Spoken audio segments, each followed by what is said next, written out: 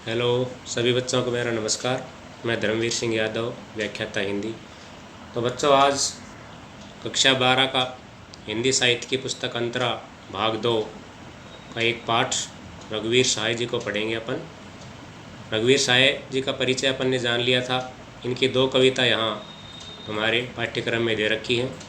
पहली कविता है वसंत आया और दूसरी कविता है तोड़ो। तो वसंत आया कविता को भी अपन पढ़ चुके हैं। आज इनकी दूसरी कविता को पढ़ते हैं। बड़े अच्छे से विस्तार से समझाने की पूरी कोशिश करेंगे आपको। इस कविता का पहले पाठ परिचय पढ़ते हैं। तोड़ो कविता उद्बोधनपरक कविता है। इसमें कवि सृजन हेतु भूमि को तैयार करने के लिए चट्टाने, ऊसर और बंजर को तोड़ने का आह्वान करता है।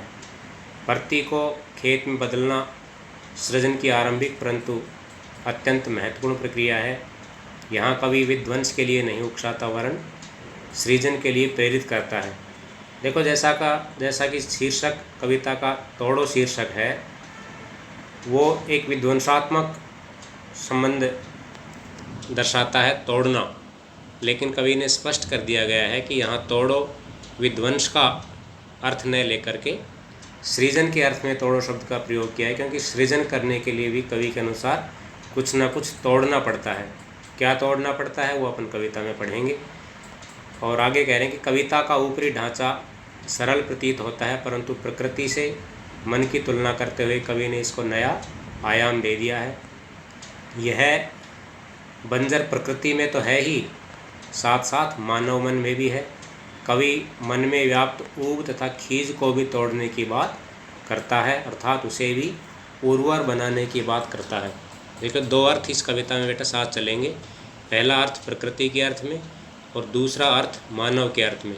तो जो प्रकृति के अर्थ में, खेत में कुछ ना कुछ नया उगाने के लिए, उत्पादकता लेने के लिए क्या क्या तोड़ते हैं, चट्टाने, ऊसर, बंजर तोड़ते हैं। उसी तरह मानव के अर्थ में कुछ नया सृजन, नया निर्माण, नई कृति, नई कविता, गज़ल, कहानी आदि बनाने के लिए मन की खीज और मन की ऊब को तोड़ना पड़ता है, तब जाकर कुछ नया निर्माण संभव हो पाता है। मन के भीतर की ऊब सृजन में बाधक है। कवि सृजन का आकांक्षी है, इसलिए उसको भी दूर करने की बात करता है। इसलिए कवि मन के बारे में प्रश्न उठाकर आगे बढ़ जाता है। इससे कविता का अर्थ विस्तार होता है। तो आप पढ़ते हैं कविता अपनी, जिसका शीर्षक है तोड़ो। इसको पहले पढ़ के सुनाते हैं और फिर उसका विस्तार से अपन एक एक पंक्ति का अर्थ लेके चलेंगे। कविता है कि तोड़ो तोड़ो तोड़ो, ये पत्थर, ये चट्टाने, ये झूठे बंधन टूटें, तो धरती को हम जाने। सुनते हैं मिट्टी में रस है जिससे उगती दूब है, अपने मन के मैदानों पर व्यापी कैसी ऊब है, आधे आधे गाने। दूसरे अंतरे में कवि कह रहे हैं कि तोड़ो तोड़ो तोड़ो, ये ऊसर बंजर तोड़ो, ये चरती परती तोड़ो, सब खेत बनाकर छोड़ो। मिट्टी में रस होगा ही जब वह पोषेगी बीज को, हम इसको क्या कर डालें अपने मन की खीज को, गोड़ो गोड़ो गोड़ो। ये कविता है, इसका विस्तार से अपन अर्थ जान रहे हैं। पहली पंक्ति में कवि कह रहे हैं तोड़ो तोड़ो तोड़ो, अर्थात किसको तोड़ने की बात कर रहे हैं? ये पत्थर, ये चट्टाने, ये झूठे बंधन टूटे। दूसरी पंक्ति में किसको तोड़ने की बात कर रहे हैं, उसका अर्थ विस्तार ले रहे हैं कि ये पत्थर, ये चट्टाने। तो खेत के अर्थ में किसको तोड़ने की बात कर रहे हैं कवि? यदि हम खेत में कुछ उपजाऊ उसको बना करके कुछ बोना चाहते हैं, उगाना चाहते हैं, और ये चाहते हैं कि अच्छा उत्पादन प्राप्त करें इससे, तो हमें उस खेत के पत्थर और चट्टानों को तोड़ करके उसको बराबर मुलायम समतल करके मिट्टी की उत्पादकता को बढ़ाना होता है। तो जब तक ये पत्थर, ये चट्टाने उस खेत की हम नहीं तोड़ेंगे, तब तक वो खेत हमें सृजन के लिए तैयार नहीं हो सकता हमारे सामने। दूसरी पंक्ति में यदि आगे कवि कह रहे हैं कि ये झूठे बंधन टूटें, तो धरती को हम जाने। अब यहाँ दोहरा अर्थ है, ये झूठे बंधन टूटे।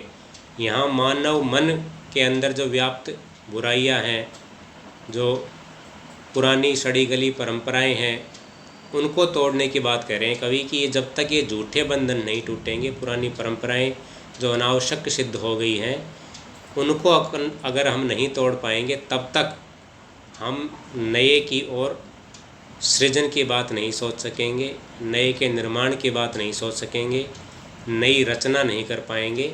इसलिए कवि कह रहा है कि मानव मन के अर्थ में ये सारे मानव मन के झूठे बंधन, पुरानी परंपराएं, मन की जो हमारी खीज है, ऊब है, इस तरह के जो दोष हैं मन के, उनको अगर दूर नहीं करेंगे तब तक नया निर्माण नहीं हो पाएगा। इसलिए यहाँ कह रहे हैं कि ये झूठे बंधन टूटें। आगे कह रहे हैं कि तो धरती को हम जाने। ये झूठे बंधन टूटेंगे तभी हम इस धरती को जान पाएंगे। कौन सी धरती को? मन रूपी खेत की धरती को। मन रूपी खेत की धरती को हम कब जानेंगे? जब हमारे मन की सारी पुरानी परंपराएं, पुरानी विचार, पुराने सोच, ऐसे विचार, ऐसी सोच, ऐसी कल्पना जो नए सृजन के बनने में बाधित हो रही है, उनको कभी दूर करने की बातें कह रहे हैं। इसलिए कहते हैं कि सुनते हैं मिट्टी में रस है जिससे उगती दूब है, अपने मन के मैदानों पर व्यापी कैसी ऊब है, आधे आधे गाने। आगे की पंक्ति में क्या कह रहे हैं कवि? सुनते हैं मिट्टी में रस है जिससे उगती दूब है। यहाँ रस का अर्थ है मिट्टी में व्याप्त जो नमी है, जल है, उसको रस के अर्थ में कवि कह रहे हैं कि सुनते हैं मिट्टी में रस है जिससे उगती दूब है। यानी नई घास उगाने के लिए या नई फसल उगाने के लिए यहाँ दूब के अर्थ में कवि खेत में किए जाने वाले नए निर्माण के अर्थ में दूब कह रहा है। और कह रहे हैं कि मिट्टी में रस है, इसीलिए हम उसमें दूब या अन्य कोई घास उगा पा रहे हैं। अगर उसमें रस नहीं रहे, बंजर की बंजर पड़ी रहे, ऊसर रहे, नीरस हो जाए, तो उसमें किसी तरह की अपन न कोई फसल न कोई घास उगा पाएंगे। इसलिए अगर उसमें दूब उगानी है, घास उगानी है, नया निर्माण करना है, तो उसमें कहीं ना कहीं से हमें रस लाना ही पड़ेगा, जल को सहेजना ही पड़ेगा, नमी को व्याप्त करना ही पड़ेगा।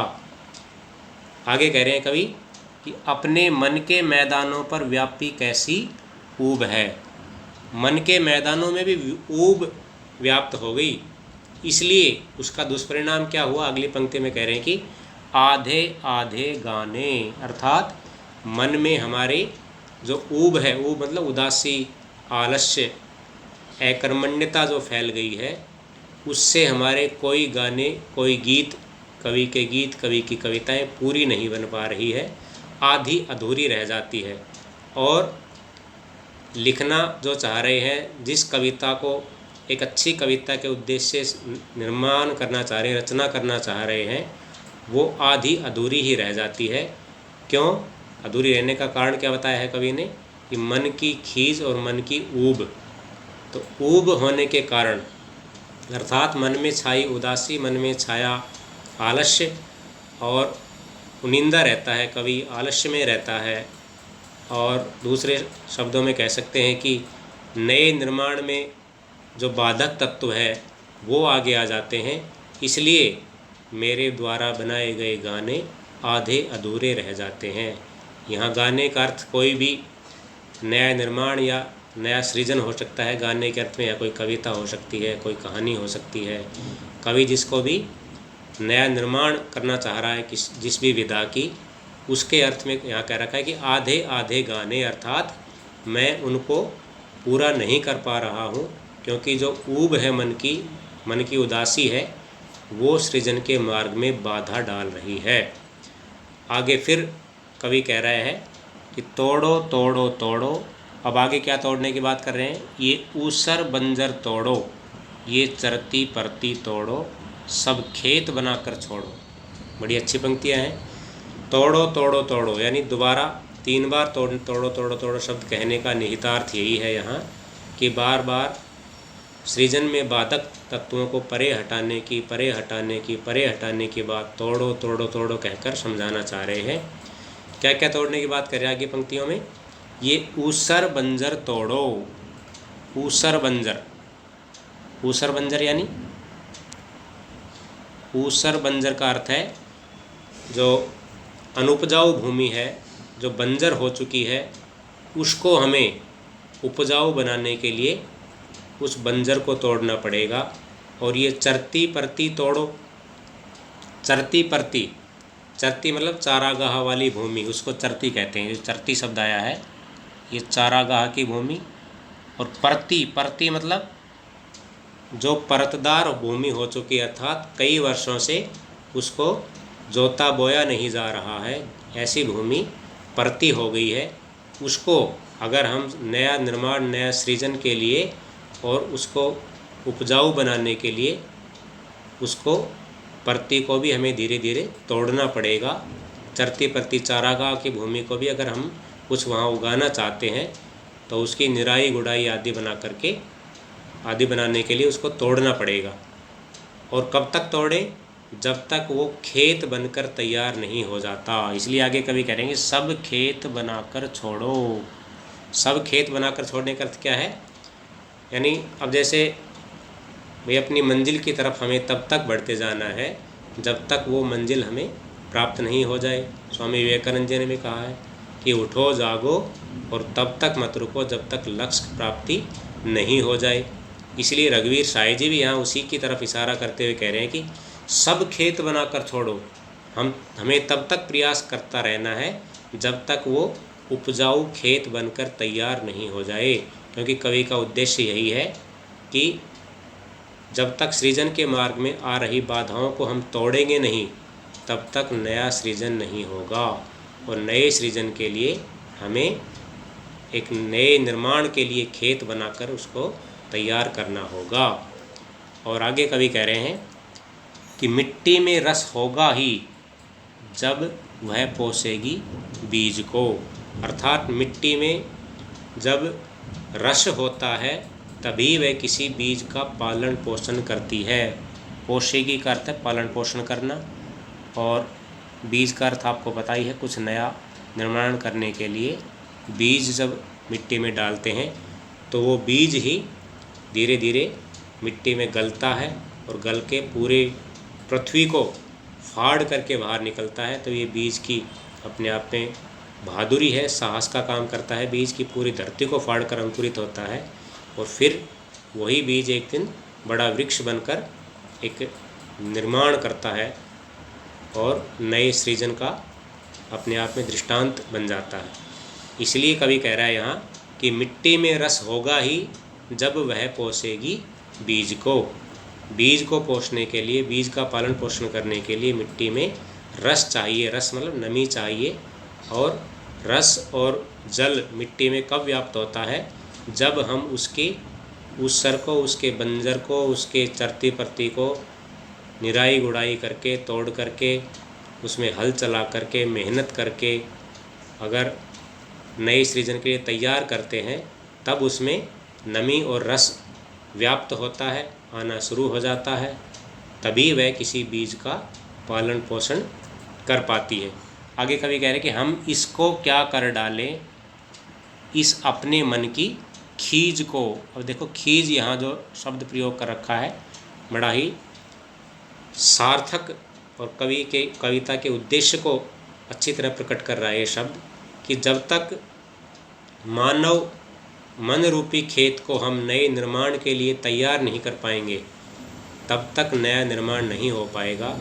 और मानव मन के अंदर जो नए निर्माण में बाधक तत्व हैं, उसमें दो तत्व प्रमुख रूप से कवि ने यह बताए हैं। पहला तत्व यहाँ ऊपर आ चुका, देखो मैं यहाँ गोला लगा रहा हूँ, इसके ऊब। और दूसरा तत्व है खीज। पाठ परिचय में भी ये दो शब्द आए हैं, ये इस कविता के बीज शब्द हैं, ऊब और खीज। यानी कहने का अर्थ ये है कि ये सृजन के मार्ग में उदासी और खीज यानी एक तरह का खींचना, क्रोधित होना। हम उदास रहते हैं, कोई हमें कहता है कि काम कर लो तो हम उसके प्रति कुतर्क करने लग जाते हैं, गुस्सा हो जाते हैं, यही मन की खीज है। तो कवि कहता है जब तक मन की खीज को हम बाहर नहीं करेंगे तब तक हमारा नया सृजन नहीं हो पाएगा, क्योंकि नए सृजन में ये बाधा डालती है ये चीज़ें। इसलिए कवि कह रहा है कि हम इसको क्या कर डालें, इसको, किसको, इसको जो शब्द आया है वो आया है खीज के लिए। हम इसको क्या कर डालें, इस अपने मन की खीज को। अपने मन में खीज है वो भी प्रकृति में जिस तरह खेत को उपजाऊ बनाने के लिए उसके बाधक तत्वों को हटाना पड़ता है। खेत को उपजाऊ बनाने के लिए जो बाधक तत्व हैं वो क्या क्या हैं, वो हैं ऊसर, बंजर, चरती, परती, चट्टाने, ये पत्थर, ये चट्टाने आई थी ना सारी चीज़ें। तो ये चीज़ें तो प्रकृति के अर्थ में बाधक तत्व हुई, खेत को नया निर्माण खेत में लाने के लिए ये बाधक तत्व हैं। और उसी तरह मन रूपी खेत को उपजाऊ बनाने के लिए, नया सृजन करने के लिए क्या बाधक तत्व बताए हैं, ऊब और खीज। तो ये ऊब और खीज भी ऊसर, बंजर, चरती पत्ती, पत्थर और चट्टानों की तरह ही बाधक तत्व बने हुए हैं। अर्थात इनको जब तक दूर नहीं करेंगे तब तक नया निर्माण नहीं हो पाएगा। तो हम इसको क्या कर डालें, इस अपने मन की खीज को गोड़ो गोड़ो गोड़ो। खीज को कवि यहाँ गोड़ने की बात कह रहे हैं। गोड़ने का अर्थ क्या है, निराई गुड़ाई करना। जिस तरह से खेत की निराई गुड़ाई करके उसको समतल बनाते हैं, उपजाऊ बनाते हैं, तभी उसमें रस पैदा होता है, तभी उसमें पोषक तत्व आ पाते हैं, और तभी पोषक तत्व के आने से ही नव निर्माण संभव है। उसी तरह मन रूपी खेत में जो खीज है बाधक तत्व, उसको भी कभी गोड़ने की बात कर रहा है, अर्थात तो उस खीज की भी निराई गुड़ाई करके उसको समाप्त करने की बात कर रहा है। इस तरह से यहाँ जिस तरह तोड़ो तोड़ो तोड़ो से कविता शुरू हुई है, तो समाप्ति है गोड़ो गोड़ो गोड़ो, यानी लयात्मकता इस कविता में है। और इस कविता का जो मुख्य उद्देश्य है वो पहले भी बताया कि मुख्य उद्देश्य कविता का है, कवि नए सृजन में बाधक तत्वों को परे हटाने के लिए कह रहा है, और परे हटाने के लिए तोड़ने का आह्वान कर रहा है। तो तोड़ना शब्द एक विध्वंस पैदा करने वाला प्रतीत होता है, लेकिन कवि ने स्पष्ट किया है यहाँ विध्वंस के रूप में तोड़ो शब्द का अर्थ न लेकर के वो एक सृजन के रूप में इसका अर्थ ले रहा है कि सृजन जब तक नहीं करेंगे तब तक नए का निर्माण असंभव है, और नए निर्माण करने के लिए हम कुछ न कुछ जब तक नहीं तोड़ेंगे तब तक नए का निर्माण भी नहीं हो पाएगा। तो ये थी कविता बच्चों। इसका एक बार कला पक्ष ले लेते हैं। तोड़ो तोड़ो तोड़ो, एक शब्द बार बार आने से और समान अर्थ में आ रहा है, इसलिए पुनरुक्ति प्रकाश अलंकार हो जाएगा। और ये पत्थर, ये चट्टाने, ये झूठे बंधन टूटें तो धरती को हम जाने। अब चट्टाने जाने कुछ लयात्मकता है, तुकबंदी है कविता में, और खड़ी बोली की कविता है। खड़ी बोली जो इसकी भाषा है वो खड़ी बोली, क्योंकि आधुनिक कवियों के लगभग कवियों की भाषा खड़ी बोली ही है। और सुनते हैं मिट्टी में रस है जिसमें उगती दूब है, अपने मन के मैदानों पर व्यापी कैसी ऊब है। यहाँ भी लयात्मकता है, दूब ऊब लय बन रही है, तुकबंदी बन जिसको कहते हैं। आधे आधे गाने, आधे आधे एक शब्द फिर दो बार आ गया, यहाँ भी पुनरुक्ति प्रकाश अलंकार हो जाएगा। और अपने मन के मैदानों, तो मन के मैदानों में मैं दो बार, एक ही वर्ण दो बार आने से अनुप्रास अलंकार हो जाएगा। फिर तोड़ो तोड़ो तोड़ो, ये बंजर ऊसर बंजर तोड़ो, ये चरती परती तोड़ो। तो ऊसर बंजर में रह आने से अनुप्रास है, चरती परती में ती दो बार आने से अनुप्रास है। सब खेत बनाकर छोड़ो, मिट्टी में रस होगा ही जब वह पोषेगी बीज को। यहाँ कुछ शब्द तत्सम शब्द भी आए हैं इस कविता में, इस चट्टान है, ठीक है, और भी एक दो शब्द हैं इसमें जो तत्सम शब्द है, और तद्भव शब्दों का प्रयोग भी हुआ है, और स्थानीय शब्दों का प्रयोग जैसे गोड़ो गोड़ो गोड़ो, ठीक है। तो प्रकृति के संदर्भ में जो किसान जीवन में जो शब्द प्रयुक्त होते हैं उन शब्दों का भी प्रयोग यहाँ कवि ने किया है, जैसे चरती परती है, गोड़ो शब्द है, मन के मैदान हैं। तो ऐसे शब्द कवि ने किसानों के जीवन से आंतरिक शब्द ये उठाए हैं। तो इस प्रकार कविता का अर्थ समाप्त होता है। आशा करता हूँ बच्चों ये कविता अच्छी तरह समझ में आ गई होगी। फिर भी कुछ डाउट हो तो कमेंट बॉक्स में कमेंट करके आप पूछना, मैं उनका यथेष्ट उत्तर बताने की कोशिश करूँगा। धन्यवाद।